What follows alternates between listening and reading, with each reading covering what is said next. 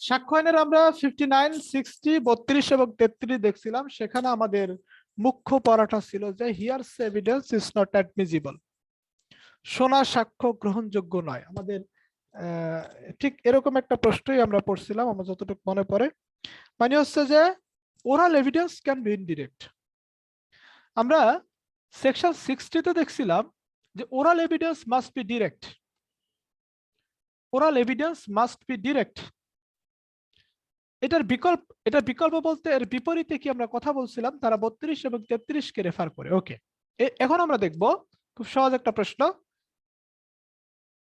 পরীক্ষায় প্রশ্ন আসলো, ডেসক্রাইব, বর্ণনা করুন, প্রুফ অফ ডকুমেন্টস, জাস্ট এতটুকু, প্রুফ অফ ডকুমেন্টস মানে হচ্ছে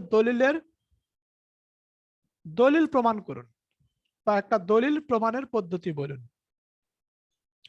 এটা একটা ডিরেক্ট প্রশ্ন। এই প্রশ্নটা উত্তর করতে গিয়ে আমরা মোটামুটি 61 থেকে 65 পর্যন্ত পড়ব। তাহলে একটা দলিল প্রমাণের বিষয় বা একটা দলিল প্রমাণের পদ্ধতি বলুন।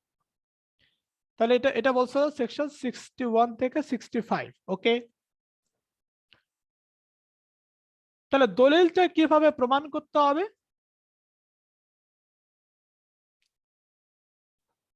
দলিলের কন্টেন্টস কিভাবে প্রমাণ করতে হবে এটা নিয়ে কথা বলছে আমাদের সেকশন 61 ধারা 61-তে। তাহলে আমাদের প্রশ্নটা হচ্ছে যে একটা দলিল প্রমাণের পদ্ধতি বলুন, ডিরেক্ট প্রশ্ন। এটার জন্য আমাদেরকে প্রথমে রেফার করতে হবে সেকশন 61 ধারা 61। ধারা 61-তে এটা বলছে যে আমরা ওই দিনও ধারা 61 একটু পড়ছিলাম যে the contents of documents may be proved by primary or secondary evidence। মানে দলিলের বিবরণ প্রমাণ করতে হয় বা দলিলের বিবরণ একটা দলিলকে প্রমাণ করতে হয় প্রাথমিক বা মাধ্যমিক সাক্ষ্য দ্বারা। তাহলে একটা দলিলকে প্রমাণ করতে হয় প্রাথমিক বা মাধ্যমিক সাক্ষ্য দ্বারা, এটা সেকশন 61-এ বলছে। এখন এই প্রাইমারি এভিডেন্সটা কি এটা বলছে সেকশন 62-তে যে হোয়াট ইজ প্রাইমারি এভিডেন্স। এখানে দেখেন প্রাইমারি এভিডেন্সের ডেফিনেশন দিতে গিয়ে স্পষ্ট করে লিখছে যে primary evidence means document. Primary evidence বলতে এমন একটা ডকুমেন্টকে বোঝায় itself produced for the inspection of the court, যেটা আদালতের পরিদর্শনের জন্য প্রডিউস করা হয়। প্রডিউস মানে উৎপাদন করা, মানে উপস্থাপন করা হয়। তার মানে হচ্ছে আদালতকে দেখানোর জন্য, কোর্টকে দেখানোর জন্য, কোর্টের কাছে, আদালতের কাছে জমা দেওয়ার জন্য না, কোর্টকে দেখানোর জন্য যে দলিলটি উপস্থাপন করা হয় সেটাকে বলছে প্রাইমারি এভিডেন্স। তাহলে প্রাথমিক সাক্ষ্যের সংজ্ঞা কিন্তু আমাদের এই 61-তে আছে, সরি 62-তে আছে। 63-তে গিয়ে দেখবেন যে সেখানে মাধ্যমিক সাক্ষ্য কোনগুলো সেটা বলে দিছে। আমরা ফটোকপিকে সাধারণত মাধ্যমিক সাক্ষ্য ধরি, ফটোকপিকে সাধারণত আমরা সেকেন্ডারি এভিডেন্স ধরি। আমরা সেকশন 63-তে দেখব যে 5 ধরনের সাক্ষ্যকে, 5 types of evidences are called secondary evidence under section 63। তাহলে সেকশন 63-তে 5 টাইপস অফ এভিডেন্সের কথা বলছে, 5 ধরনের সাক্ষ্যকে বলছে সেকেন্ডারি এভিডেন্স বা মাধ্যমিক সাক্ষ্য। এই 5 ধরনের সাক্ষ্যের মধ্যে এই যে দেখেন প্রথমটাই বলছে সার্টিফাইড কপিস। সার্টিফাইড কপিস মানে কি? সার্টিফাইড কপিস মানে হচ্ছে ওই যে যেমন হচ্ছে সই স্বাক্ষর দেওয়া কপি। সার্টিফাইড কপিস বলতে বোঝাচ্ছে ওই যে সত্যায়িত কপি আর কি। 2 নম্বরে বলছে copies made from the original by mechanical process। মানে যেটা হচ্ছে, যেমন হচ্ছে আমাদের অরিজিনাল ডকুমেন্ট আছে না, মূল দলিল আছে না, মূল দলিল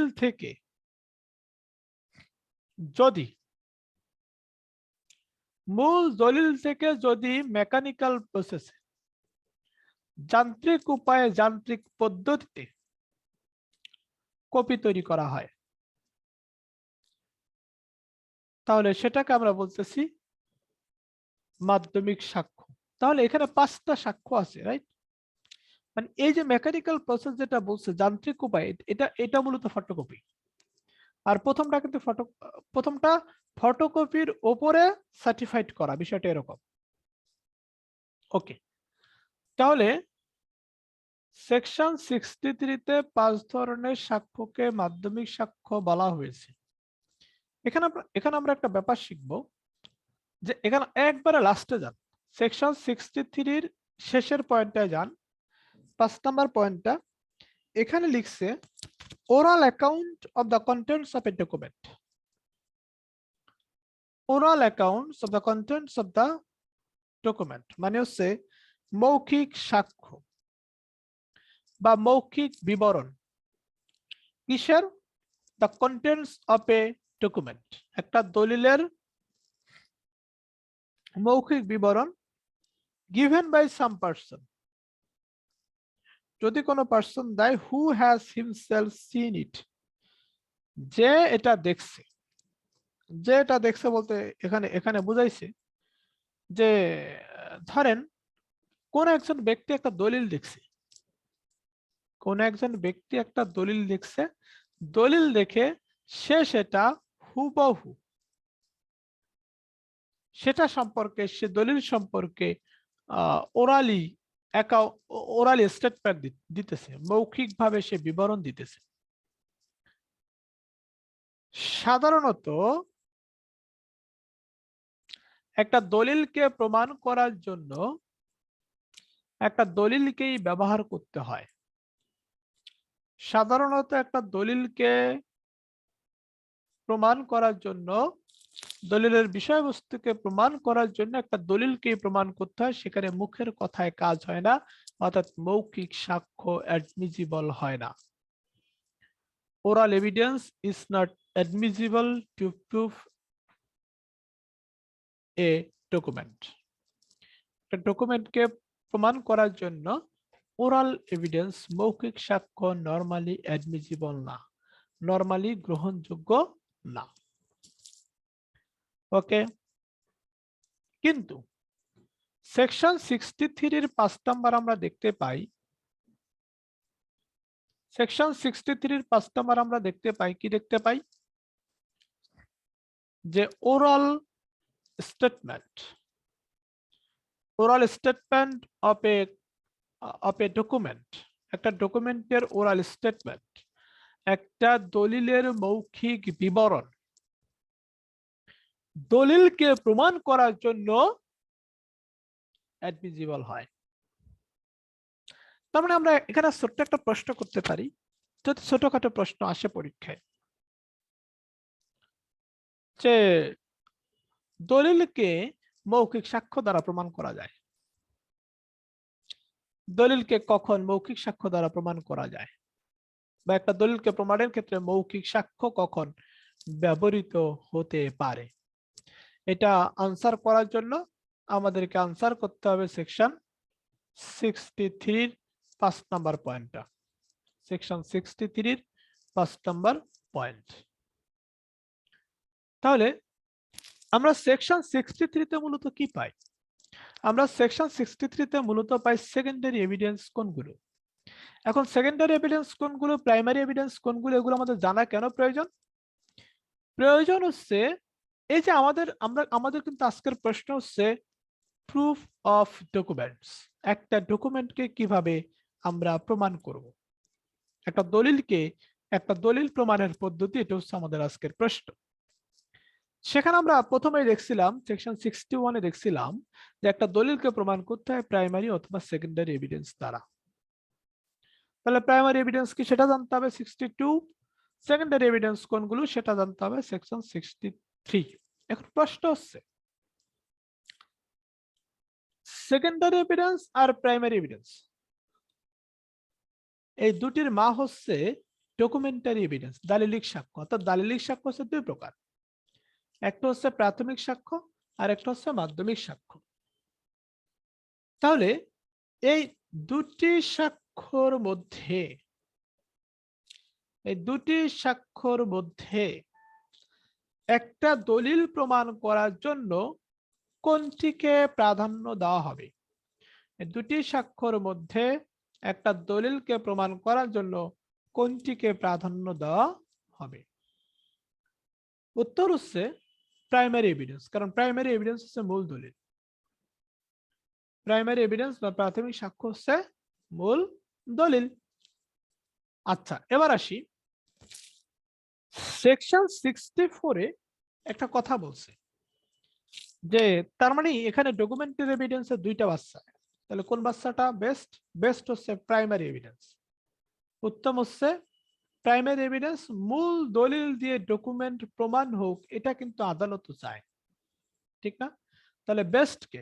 বেস্ট হচ্ছে প্রাইমারি এভিডেন্স। এজন্য প্রাইমারি এভিডেন্স কে বলছে the best evidence.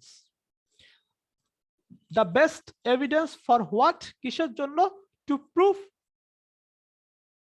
A contents of document, to prove the contents of a document। একটা ডকুমেন্টের কন্টেন্টস প্রমাণ করার জন্য primary evidence can be called the best evidence. কারণ মূল দলিলকেই তো আমরা বেস্ট বলবো, ঠিক না? ফটোকপি, তারপরে মেকানিক্যাল প্রসেসে যেটা বের করি বা একটা দলিল দেখা মুখ দিয়া বলি, সেটা তো মানে সেকেন্ড অপশন হয়ে যায়। তাহলে আমাদের ফার্স্ট অপশন হচ্ছে কি? Primary evidence. ওকে, এবার দেখেন এই জিনিসটাকে খুব সুন্দরভাবে বলছে। Primary evidence best, primary evidence উত্তম, এটাকে খুব সুন্দর করে বলছে আমাদের সেকশন 64 এ। সেকশন 64 ধারা 64 কে পড়তে হবে ধারা 59 এর মতো করে। 59 আমরা দুইটা পার্ট করছিলাম, মনে আছে? সেকশন 59 কে আমরা দুইটা পার্ট করছিলাম। একটা পার্টে বলছিলাম যে all facts may be proved by oral evidence without the contents of document. তার মানে without the contents of document is one part and another part is all facts may be proved by oral evidence. Okay, আচ্ছা, একটা প্রকাশ্য opinion, এই যে আমি যতটুকু English বলি সেকশন থেকে বলি, ইংলিশে কথাও বলি, আমি ইংলিশ অবশ্য কথা বলতে পারি না, তো যতটুকু বলি ইংলিশ থেকেই বলি। এখন এই এই ইংলিশ বাংলা মিক্সড করে আপনাদের কি প্রবলেম হয়?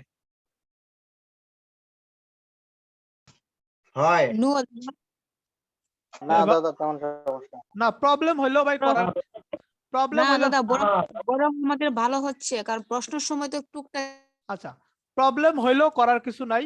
প্রবলেম এখন যদি হয় এখনই সলিউশন করতে হবে, নাহলে পরীক্ষার হলে কিন্তু একবারে চিৎপটাং, মানে কাজ হবে না, আর হাত আর চলবে না।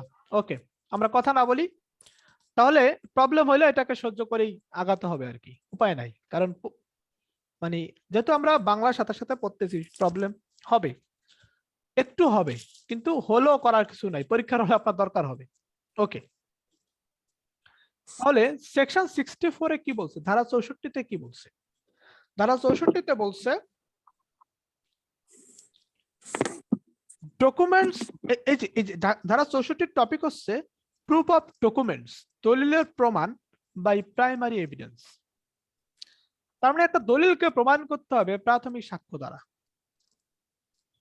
ধারা 64 মূল বক্তব্য একটা দলিলকে প্রমাণ করতে হবে প্রাথমিক সাক্ষ্য দ্বারা।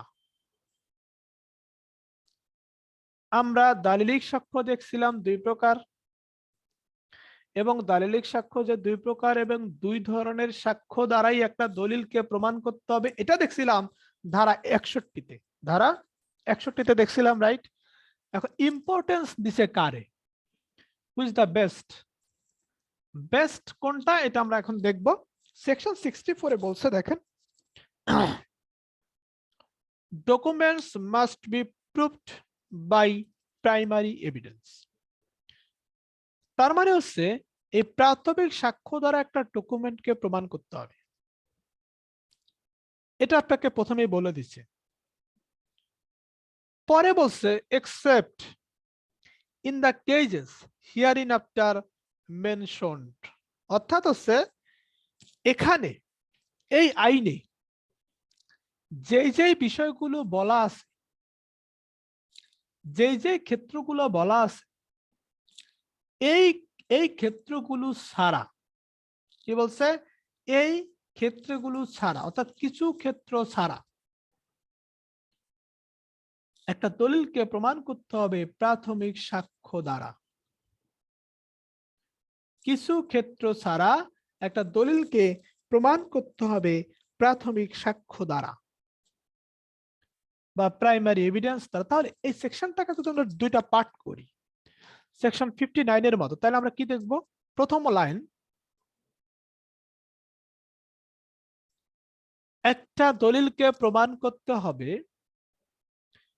প্রাথমিক সাক্ষ্য দ্বারা। সেকেন্ড লাইন, কিছু কিছু ক্ষেত্রে মাধ্যমিক সাক্ষ্য ব্যবহার করা যাবে। একটা দলিলকে প্রমাণ করার জন্য কিছু কিছু ক্ষেত্রে মাধ্যমিক সাক্ষ্যকে ব্যবহার করা যাবে। এখন দেখেন, the application of secondary evidence is very narrow, মানে হচ্ছে এই যে না সেকেন্ডারি এভিডেন্স, এই যে প্রাথমিক সাক্ষ্য, সরি মাধ্যমিক সাক্ষ্য, এই মাধ্যমিক সাক্ষ্যের ব্যবহারটা কিন্তু অনেক কম। কেন কম? কারণ মাধ্যমিক সাক্ষ্যকে অনেক ছোট করে দিছে। মাধ্যমিক সাক্ষ্যকে বলা হয়েছে ধারা 64-তে আপনি শুধু অল্প কিছু ক্ষেত্রে ব্যবহার হবেন, বাকি সকল জায়গাতে প্রাইমারি এভিডেন্স ব্যবহার করতে হবে। তাহলে ধারা 64 দুইটা অংশ, কিছু কিছু জায়গায় একটা দলিলকে প্রমাণ করার জন্য মাধ্যমিক সাক্ষ্য ব্যবহার করা যাবে, এছাড়া সকল ক্ষেত্রে একটা দলিলকে প্রমাণ করতে হবে প্রাইমারি এভিডেন্স দ্বারা। প্রাইমারি এভিডেন্স দ্বারা বা প্রাথমিক সাক্ষ্য দ্বারা। এবার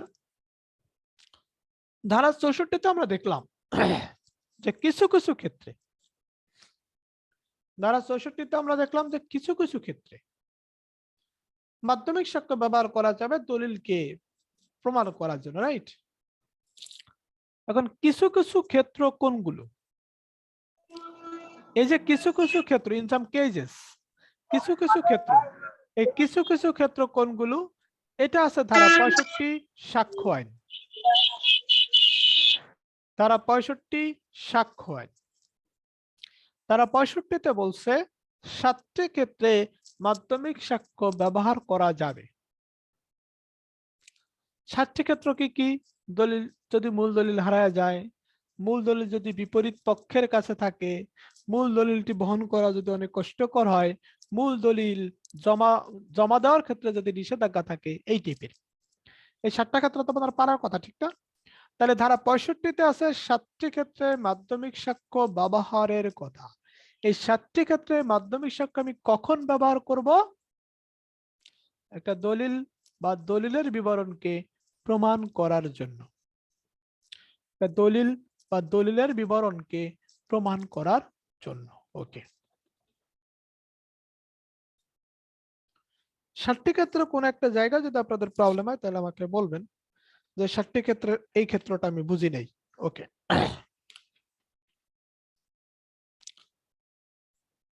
এবার আমরা প্রশ্নে চলে আসি। ধারা 61 থেকে 65, আমাদের তো ধারা কেন্দ্রিক আর সমস্যা থাকার কথা না। 61 থেকে 65, হ্যাঁ, 65-এর 7টি ক্ষেত্র আছে, খুব সহজ করে লিখা আছে, ওটা দেখলেই পারবেন। এখন আমরা প্রশ্নে যাই। 1 নম্বর প্রশ্ন,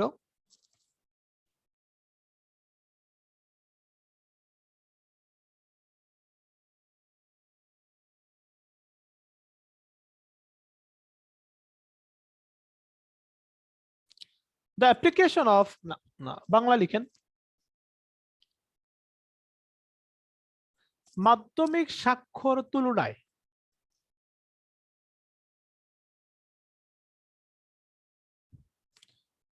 প্রাথমিক স্বাক্ষর ব্যবহার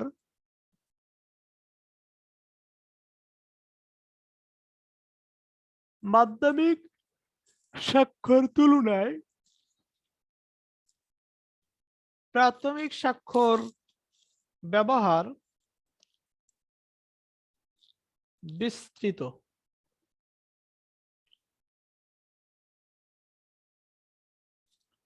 বিস্তৃত ব্যাখ্যা করুন। The application of primary evidence is so vast comparing to secondary evidence. মাধ্যমিক স্বাক্ষর না প্রাথমিক স্বাক্ষর ব্যবহার মাধ্যমিক স্বাক্ষর তুলনায় বিস্তৃত, অথবা মাধ্যমিক স্বাক্ষর তুলনায় প্রাথমিক সাক্ষ্যের ব্যবহার বিস্তৃত। এই প্রশ্নটার উত্তর কি হবে? এই প্রশ্নটার উত্তর হবে যে ধারা ৬৪-তে বলা হয়েছে সকল ক্ষেত্রে প্রাথমিক সাক্ষ্য ব্যবহার করতে হবে একটা দলিলকে প্রমাণ করার জন্য। ধারা ৬৪-তে বলা হয়েছে কিছু কিছু ক্ষেত্রে মাধ্যমিক সাক্ষ্য ব্যবহার করা যাবে, এবং কোন কোন জায়গাতে মাধ্যমিক সাক্ষ্য ব্যবহার করতে হবে সেই জায়গাকে নির্দিষ্ট করে দিছে ৭টি ক্ষেত্রের মাধ্যমে ধারা ৬৫। যেহেতু ধারা ৬৫-তে মাধ্যমিক স্বাক্ষরের ব্যবহারকে ৭টি ক্ষেত্রের মধ্যে সীমাবদ্ধ রাখা হয়েছে, সুতরাং আমরা বলতে পারি প্রাথমিক সাক্ষ্যের ব্যবহার বিস্তৃত, অর্থাৎ প্রাথমিক স্বাক্ষর প্রয়োগটা বেশি, অ্যাপ্লিকেশনটা বেশি।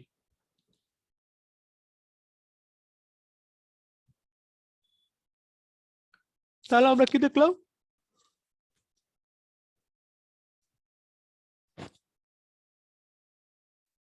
আমরা একটা প্রশ্ন দেখলাম। ২ নম্বর প্রশ্ন,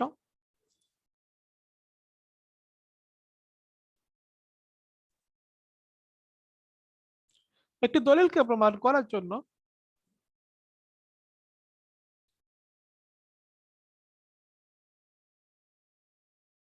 মাধ্যমিক সাক্ষ্যকে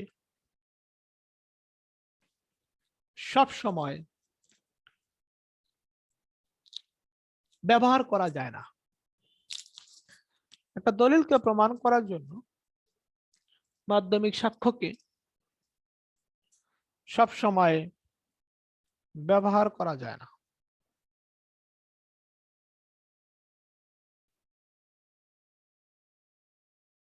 একটা দলিলকে প্রমাণ করার জন্য মাধ্যমিক সাক্ষ্যকে সবসময় ব্যবহার করা যায় না।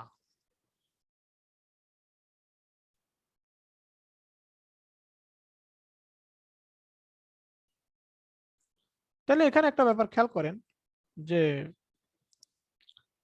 একটা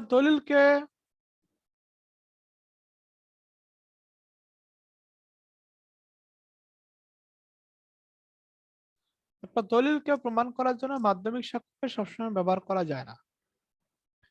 তার মানে কি? কে কে বলতে পারবেন এই উত্তরটা কি হবে? দাদা এটা ৬৪ ধারাই হবে।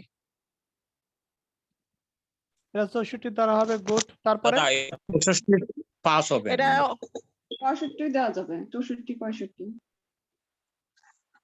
এটা ৬৩ পাস হবে দাদা। কারণ ৬৪-তে তো লেখা বলাই হয়েছে যে কিছু কিছু ক্ষেত্রে মাধ্যমিক সাক্ষ্য দ্বারা দলিলকে প্রমাণ করা যায়, আবার সকল ক্ষেত্রে প্রাথমিক সাক্ষ্য দ্বারা দলিল প্রমাণ করতে হবে। এখানে তো লিখিয়ে দিয়েছে যে মাধ্যমিক সাক্ষ্যকে সবসময় ব্যবহার করা যায় না। তো এটার সাথে ৬৫ দিলে সমস্যা কি?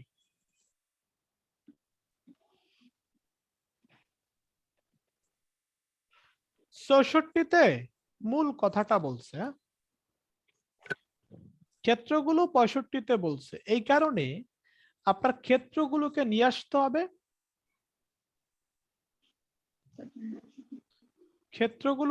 আসতে হবে, এবং বলতে হবে এই ক্ষেত্র ব্যতীত, এই জায়গাগুলো ব্যতীত মাধ্যমিক সাক্ষ্য ব্যবহার করা যায় না। এই জায়গাগুলো ব্যতীত মাধ্যমিক সাক্ষ্য ব্যবহার করা যায় না।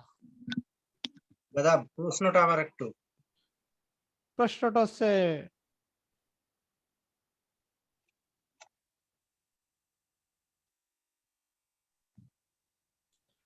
প্রশ্নটা কি পাপড়ি আপু? এখানে প্রশ্ন হচ্ছে একটি দলিলকে প্রমাণ করার জন্য মাধ্যমিক সাক্ষ্যকে সবসময় ব্যবহার করা যায় না, মানে সব সময় ব্যবহার করা যায় না। কিন্তু দাদা 65 ধারায় তো দাদা, 7টা প্রশ্ন হলো- ক্ষেত্রেই মাধ্যমিক সাক্ষ্য দেওয়া যায়, আর এখানে লেখছে যায় না। হুম।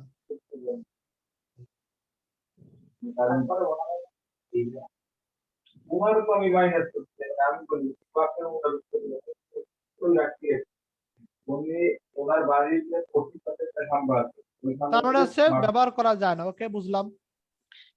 যায় নাটা তো দাদা 64 ধারায় দেখতে পাচ্ছি, কিন্তু আপনি 65 ধারায় তো দাদা যায়, দলিলকে প্রমাণ করা যায়, 7টা ক্ষেত্রে মাধ্যমিক সাক্ষ্য দেওয়া যায়।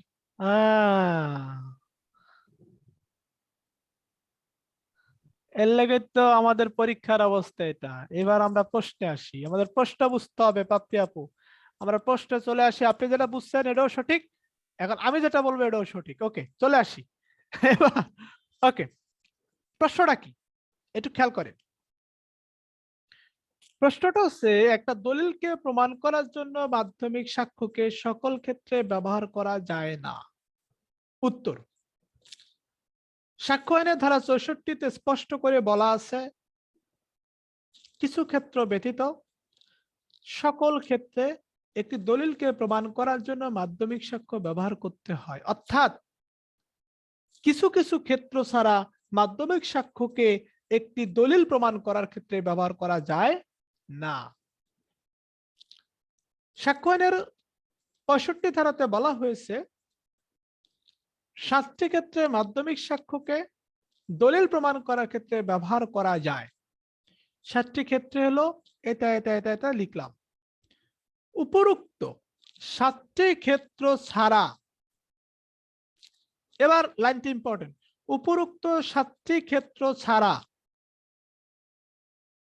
মাধ্যমিক সাক্ষ্যকে ব্যবহার করা যাবে না। মাধ্যমিক সাক্ষ্যকে ব্যবহার করা যাবে না। অবশেষে আমরা বলতে পারি একটি দলিলকে প্রমাণ করার জন্য সকল ক্ষেত্রে মাধ্যমিক সাক্ষ্যকে ব্যবহার করা যায় না। শুধু সুনির্দিষ্ট কিছু ক্ষেত্রে, যে ক্ষেত্রগুলো ধারা 65-তে বলা আছে, এই ক্ষেত্র ছাড়া মাধ্যমিক সাক্ষ্যকে ব্যবহার করা যায় না। শেষ, ক্লিয়ার আপু? তাই 65 7টা ক্ষেত্রই দিতে হবে, তারপরে লাস্টে লিখতে হবে উপরোক্ত। হ্যাঁ। আচ্ছা, আবার যদি বলা হয় যে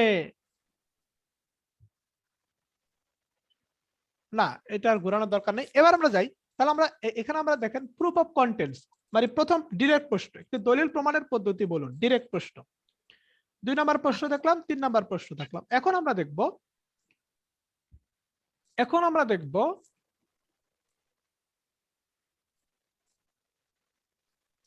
সাক্ষ্য আইনে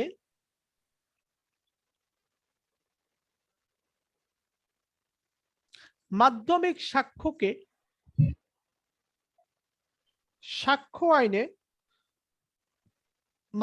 সাক্ষ্যকে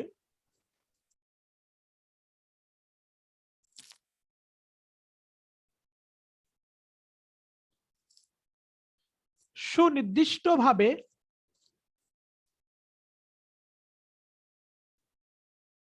ব্যক্ত করা হয়েছে।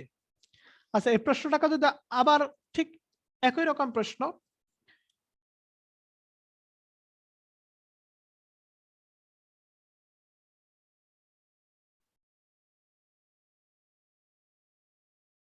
সুনির্দিষ্ট পন্থায়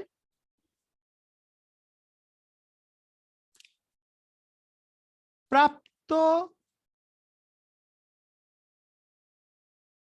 দলিল বা বিবরণকে সুনির্দিষ্ট পন্থায় প্রাপ্ত দলিল বা বিবরণকে সাক্ষ্য আইনে মাধ্যমিক সাক্ষ্য বলা হয়েছে।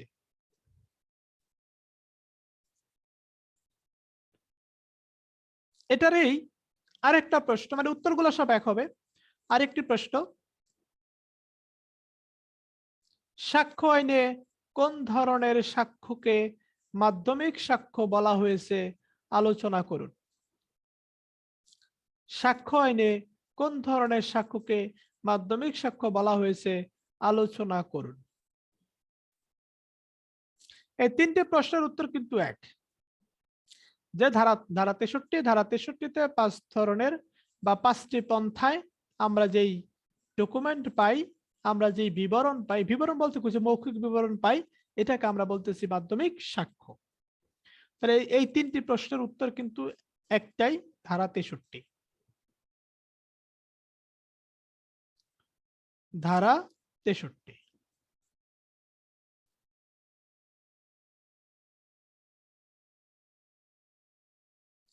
এরপরে প্রাইমারি এভিডেন্স কাকে বলে, সেকেন্ডারি এভিডেন্স কাকে বলে, মাধ্যমিক সাক্ষ্যর ব্যবহার, প্রাইমারি এভিডেন্স আর মাধ্যমিক সাক্ষ্যের মধ্যে পার্থক্য, এগুলো ডিরেক্ট প্রশ্ন। তাহলে 61 থেকে 65 পর্যন্ত আমাদের পড়া শেষ। এখান থেকে আমাদের প্রবলেম কোশ্চেন হওয়ার সম্ভাবনা 0%, মানে প্রবলেম কোশ্চেন হওয়ার সম্ভাবনা নাই বললেই চলে। তাহলে 61 থেকে 65 আমরা পড়লাম। এখন আমরা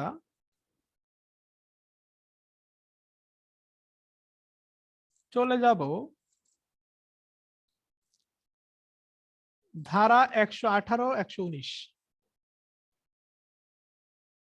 ধারা 118, 119।